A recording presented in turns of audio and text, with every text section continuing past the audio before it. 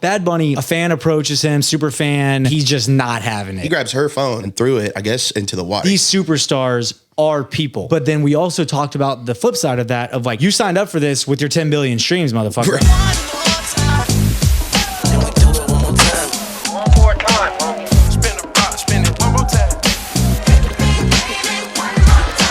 The One More Time Show. This is episode number 9, sponsored today by Atlanta United, me and Ben's favorite soccer team based here in Atlanta. The MLS is the most prestigious football league, I think, in the world, right? As far as I know.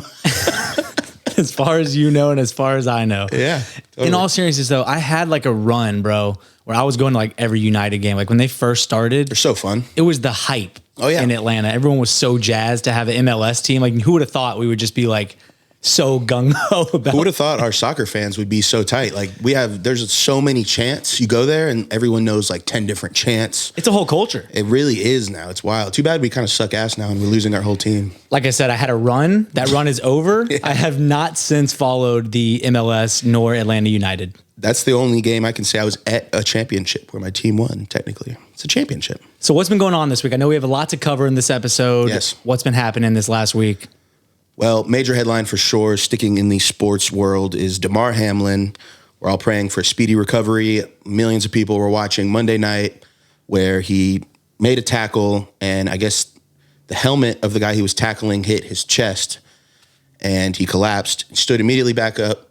Or he was down, he got up, and then he immediately collapsed, and it was a cardiac arrest. Every coworker of mine brought it up, the day after. Yes. And they were all talking about it. And I mean, the way that it was handled, I guess, on TV was a big like point of contention, right? Of like, how do you, like, there's no playbook probably for the producers of like the NFL, TV to understand like, how should we handle this? Yeah, they decided to, essentially cancel the game, and they're still deciding on if they're going to reschedule it, what's going to happen. There's a lot of fantasy leagues in limbo. It's like championship week, so it has a big impact. Yeah, but even like the way that the TV broadcasters had to handle it, right? Like, do we show it? Right. Do we cut to ads? Right. Do we talk about it not knowing what's actually fucking happening, right? Because like no one knew what was going on really, because I think they were like crowding around him trying to like hide the scene. I mean, this is all like hearsay. I didn't even watch clips of it. But I mean, you were obviously like, witnessing it real time. Yeah, they rushed out to him immediately, and I even read an article from some heart doctors who were saying, they recognized what they think it was, and for every like minute that went by, if with him not getting CPR, his chances of survival go down like around 10%. Holy shit. Every 1 minute. Wow. So shout out to the NFL, at least having a good medical staff. They obviously rushed out there real quick. Praying for a recovery. He's already moving hands and feet again. Apparently, one of the first things he asked was, did we win the game? Oh, that's a true competitor. Yeah, you got to love that about him. You sure. do. Yeah, it sparked a conversation with me and my neighbor who also has like a young kid. Obviously I've got Oliver, 7 months old. And I mean, the conversation was around like, do you want your son to play football? Like, should he be interested? Like, obviously I'm, like I mentioned, not a huge football guy. I'm more of a basketball and tennis kind of guy. But the question remains of like, how do you handle that as like a parent, right? Like, do you want to have your kid get into a football, like sport, right? Given the dangers that it's, presenting, whether you take something like that, where someone at the highest level who clearly like understands like the fundamentals of the game and like how to do things correctly, hopefully to avoid injury. But then you have all these like CTE cases where it's like brain damage. Concussions, man. Yeah. It's tough for sure. So they are making a lot of strides though. Like obviously the concussion protocols have changed a lot. They're very like particular. If someone gets a concussion, they got to sit out. They have to pass some rigorous, kind of tests to be cleared to play again. And in this case in particular, this was like almost a freak accident. It's a thing where like your heart, there's like every beat, there's like this tiny itty bitty window where if it gets hit at the right spot at the right time, a perfectly healthy person could go into this, whatever it's called. It's like 2 C words. I can't remember what it's called. And it could kill them. But it's actually more common in baseball and hockey and lacrosse than it even is in football, I guess, getting hit with a ball or a puck. The blunt force trauma to the chest. And it's even more rare in adults because your rib cage hardens. So it's, it's more dangerous for kids. But like the fact that it happened to this guy at this level is like insane. Yeah. And I mean, I still do think about like there's very few sports where the primary goal is to like hit someone basically as hard as you can. For sure. You know? Yes. So like there is something to be said for like, similarly speaking, like would I rush to sign my kid up for MMA? You know what I mean? Like UFC fighting at a young age, you know what I mean? Yeah. Like, I don't know. It's like, I don't want to be like that helicopter dad, right? That like doesn't let the kid fucking skateboard and you know, whatever, right? Cause like I was clearly doing dumb shit as a kid, but like it did kind of bring up an interesting like dialogue between me and my neighbor friend. You know, we were both talking about our young kids and it was like, what do you think you're going to do? Like, should he show, you know, interest in playing? I don't have any children, so it's kind of hard to say, but I feel like I would let my children do what they wanted. Yeah. I think that's medically, you know, we're at a great spot, with most advanced we've ever been. The rules are changing in these games. And, you know, like little injuries here and there, they kind of shape people. I think getting roughed up, you know, here and there, like a little bit of that can be good for character and whatnot. I guess I just don't know enough about the statistics, but I'm pretty sure they're overwhelmingly in favor of like football being one of the most like traumatic to the end user, right? Sure. Like to the players. At least there's a lot of rules now, you know, people like targeting, going for the head. You can't do stuff like that anymore. So for sure, they have made strides at least. For sure. Well, speaking of violence, another one of Gucci Mane's artists has found themselves in legal trouble. We got Matt Critter arrested on first-degree murder. Free Matt Critter, man. I guess. I don't know anything about the case. This is kind of breaking news, at least to me. Like, is it me though, or does Gucci Mane have either the worst luck with signing artists, or is it just a result of like the type of artist that Gucci finds himself supporting? I think you have a trap label, so it's already, you're setting yourself up for this. And then I think on top of that, he's also been like one of the unluckiest for sure. Yeah, like, right? He's having a tough time as a label head. Yeah. Because you got Fujiano, Pooh Shiesty. You got Hot Boy West got arrested last year in Texas. I mean, this guy's not having much luck as a label head. Yeah, his label investments have probably seen a very shitty ROI. Indeed. Like when you go behind bars, like we've talked about before, it's like there's only so much money you can generate, right? So whatever money he shelled out to sign these artists, he's taking a lot longer to recoup that money, if ever. It's a long depending on like where these cases go. Because I mean, Fu is still locked up, right? Mm-hmm. Pooh Shiesty still locked up. Yep. Matt Critter doesn't sound good, once again, from the headline that I read. So there was 3 of them in a car, and a witness says they all shot this guy and killed. They like beckoned him over. A witness says they all shot him and killed him. And they don't know who killed him exactly, but one of the guys that got arrested, they like accidentally let him out for some reason. And then they found him and got him again. But I guess his lawyer, people are speculating that that's why they were all denied bond. Because, like, okay, we fucked this up once. Let's not let these guys out this time. So because of their mistake. Yeah, it seems like that's potentially harming Mac. So, but I will say this. Who do you want as a label head that can help you figure out how to make money behind bars than motherfucking Goo-Wop? That's facts. He's the one. He's had some experience there. Tried and true, man. Battle tested. He's a veteran when it comes to monetizing behind the state penitentiary bars. He's probably got Mac already working on the First Day Out song. Or just a mixtape, you know, from jail. Yeah, for sure. Yeah, it's interesting. Like, I think I heard someone else talk about this, but it's like, should labels be, and I know Gucci's an interesting one, right? Because he's also an artist, but like, should labels in general, should they have stipulations in the contracts of like, shit goes sideways, you're locked up, I'm going to need that money back. Yeah. Do you know what I mean? Like, should there be some sort of like terms and conditions in the label contract? Especially for high risk clients. I mean, you think about it as like an insurance company, right? Yeah. The riskier the investment, the higher your fucking premiums are, or whatever like the terms are in insurance, right? Like you would have to think that the same thing exists, or should maybe. I don't know. I mean, I don't know if Gucci would do that. I feel like he probably wouldn't. That's why I Yeah. said he's kind of an interesting, but take a high risk artist from a like violence and like, street perspective, right? That signs to a major, right? Directly, right? Like just signs to Interscope or whoever it might be.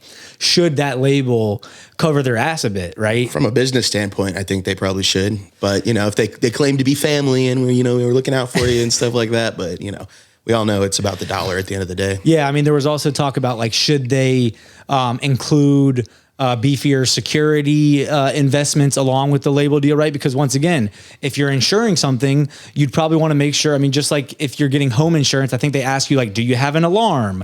Are your deadbolts working? Like whatever the fuck like questionnaire they do. How likely are you to get jacked? Exactly, right? Same thing with the artist, right? You have It's a like, dog. yeah. How likely are you to get in some shit? And should we surround you with a higher security detail, right? To avoid, once again, like this is their inventory basically. It's their product that's just floating around in the streets, right? Like, so you'd want to probably protect the crown jewel, you know what I mean? Yeah. So I don't know. It's an interesting debate.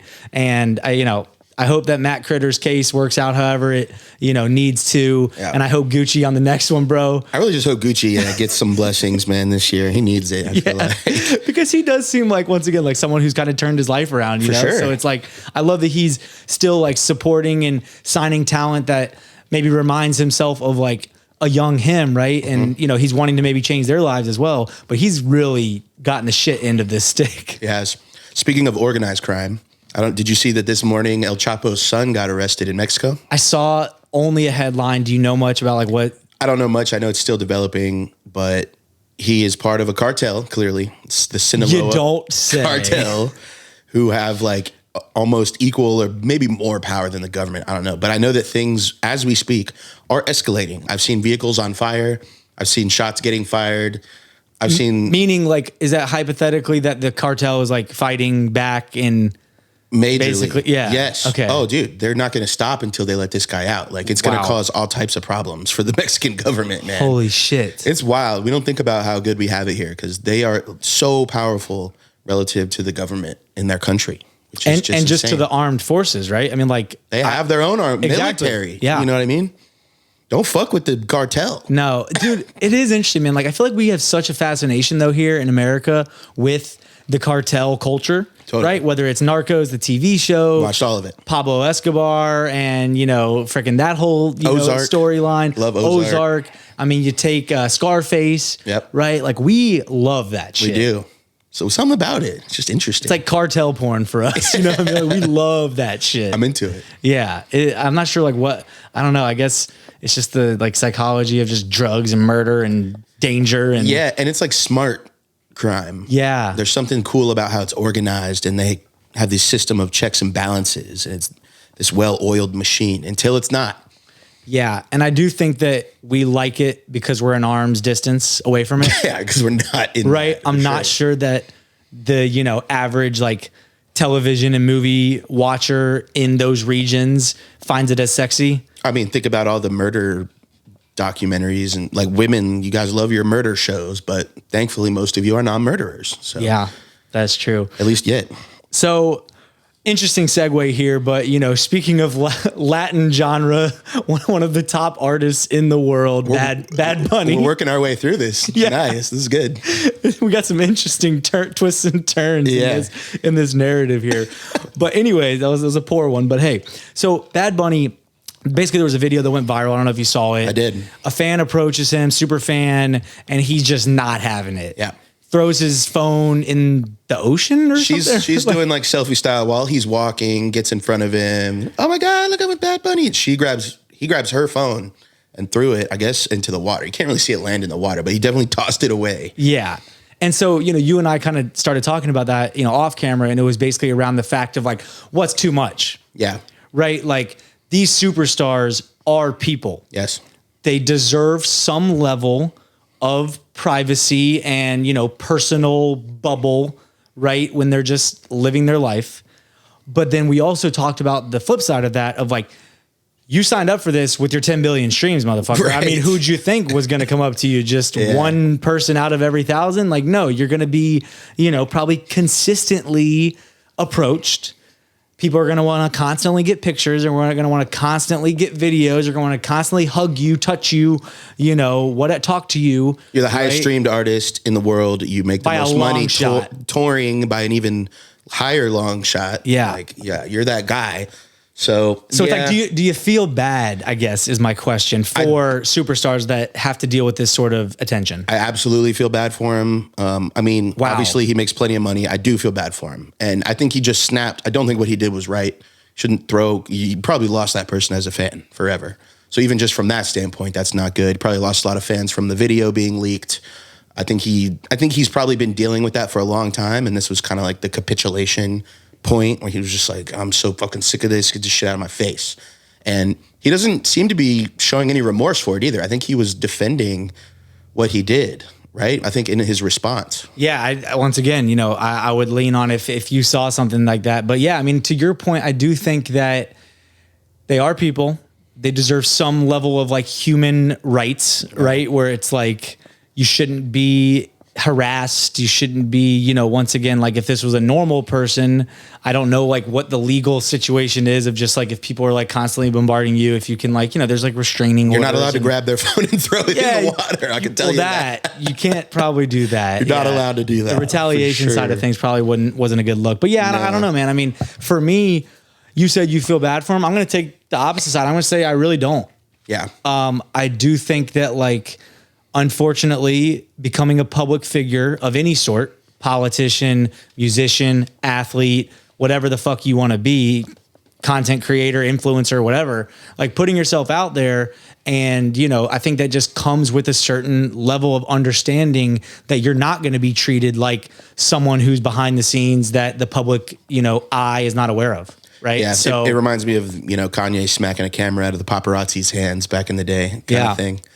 And a lot of people felt bad for him, but a lot of people felt bad for the poppy. So that's a tough one for sure. Good old poppy. I think the correct answer is in the middle somewhere, Yeah, for sure. So, something we did talk about, speaking of kind of just like content, we talked about this and we kind of want to get everyone's opinion. Like, we go back and forth, man, on like the quality versus the quantity debate, right? Like we got off a call earlier. We're looking to build out the team here. Henry and I are sick of doing everything ourselves. So shout out to a young man who reached out wanting to be a part of the One More Time team. Super dope. We've actually had a bunch of people reach out, but this guy came correct. Yes. The email he sent and the follow-up was just like exactly what we were looking for. Hyperlinks and bold text in the email. Like, and perfect subject lines and signatures. And it was great. So his point was basically like, hey, let me help you, increase your output. Let me help you increase the quantity, right? Mm-hmm. But he did make a point of like, while maintaining a certain degree of quality, right? Right. So I guess my question to you would be, what are you most in favor of? Like, even just for our brand, right? Like, are you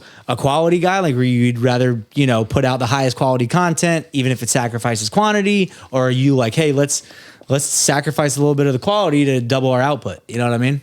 Yeah, I'm kind of on the side of clearly both are important to anyone. They are both important. But I'm kind of with Gary Vee on this one, man. Going back to Gary, he says, quantity is objective. You put out this many posts. That's a finite, it's a number, it's data. Quality is subjective.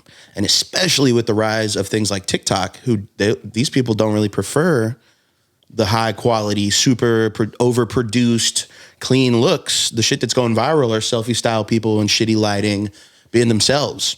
So if I had to pick one, and I think we need to do a better job of this. We talked about it. I think it's definitely the quantity has to come first. Agreed, because I think that, to your point, what we think's good, the internet doesn't even seem to always agree. That's correct. We don't know shit. We don't. That's why you got to put it out there. And you get more data by putting more stuff out. Something might hit that you didn't think, and then, oh, cool. But if you're, slowing the process down, it's just less data, it's less things to go on. So we've had multiple videos that, no offense, I thought were shit and weren't going to do well, that the internet disagreed and made them go viral for our standards. And shit that we took forever getting perfect that flopped. Yeah, absolutely. All the time. Yep. Yeah. All right, last little thing. How about this before we get out of here? It's a new year. You have a favorite album of last year? Let's go with our favorite albums of 2022. Oh, man. There were some pretty good projects. It was an okay year. I think it was improved upon from 2021, to be honest. Slightly. I was pleasantly pleased to receive a new project from the Coke rapper legend himself, the king of Coke bars. We got Pusha T's project, It's Almost Dry. I mean, it was just beautiful seeing him back in his element, you know, saying bars about cocaine that you thought he'd repeat, but they're just fresh and innovative. I really like the production on that He project never too. ceases to amaze with the way that like his style of rhymes and performance is married up with the producers that he works with, right? I mean, you got Pharrell all over there. I mean, it's a high quality project. It's nominated for a Grammy. Best hip hop album. I agree with that nomination. And you got him to win. And I think it was one of my favorite projects of 2022. One of my favorite projects is not nominated and got snubbed, in my opinion. Our boy Jid with the Forever Story. I love that fucking project, man. This guy just knows how to put songs together, how to tell stories, how to rhyme in new ways. I was a big fan of the Forever Story, and he's still early in his career. Can't wait to see what this guy does, man. Honestly, looking forward. And another big honorable mention to Metro. He came out too late to make the Grammys, but shout out producer albums, man. This guy is just absolutely crushing it. We talked to TP about it in an interview. I love that album, man. It just, when a producer puts an album together, I feel like they already have the producer brain, so they can really, they just break it down different, you know? There's something different about it. I think my favorite part about what the Metro rollout has been the fact that he included all the instrumentals as like the B-side of the project, essentially. Yes. And TikTok has been going bananas With the beats. And just editing like Walter White Breaking Bad clips. All the over villains. Exactly. Which plays into the heroes and villains. Yeah. It's like amazing. Genius rollout. I don't even think that he actually planned that. Once again, in an interview, he said he did not. No idea if that's cap, but regardless, he put out the beats. No, but I'm saying hoping like, that someone would do something at least, right? I don't know. Yeah. Why do you put him out? Yeah. No, that's fair. Clearly thought it was a good idea because that's not normal. You know? But he's the producer. I know. And he's the executive producer. He did all the production, so he owns all the beats already. He can do that. Yeah, it's beautiful. Love it. Well, that's all the time we have today, folks. Yep. Another One More Time show in the books. As always, please like, comment, and subscribe. Shout out to the Atlanta United, our beautiful sponsor for this week's episode. Arthur, we'll be in touch. Yep. We got a call tomorrow. Yep, for sure. Until next week, what are we doing? Getting out of here. Getting out of here. Peace. That shit like one more time.